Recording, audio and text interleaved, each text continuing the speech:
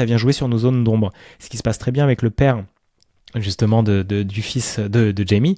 Il se rend compte que lui, son père l'avait battu, il sait très bien, il voulait surtout pas redonner ça et repropager ça à son enfant. Mais qu'est-ce qu'il fait du coup ?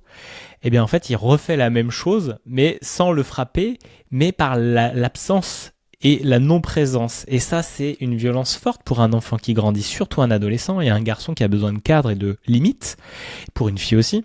Mais si le père travaille à fond et laisse toute la responsabilité à la mère, qui elle est bien assez aussi débordée et qui soit travaille, soit ne travaille pas, mais dans ses émotions et dans son stress, et qui a besoin aussi de ce contenant, mais son mari n'étant pas présent, ça crée un grand déséquilibre dans le foyer. Et on voit à quel point en fait tout cela peut venir finalement se répercuter bien réellement. Je voulais éviter la violence que mon père m'a fait subir, j'ai fait subir autre chose, c'est une violence quand même, et mon enfant a fait subir cette violence à une autre personne. Et donc le schéma en fait se perpétue parce qu'il n'avait pas été observé, regardé, libéré, mais évidemment il y a des personnes, il y a des vies qui sont là pour être vécues avec les émotions, avec les challenges, avec les traumas, et qui seront éclairées dans ces moments-là. Parce qu'on le voit très bien à la fin de la série, il se rend compte genre mais on aurait pu mieux faire.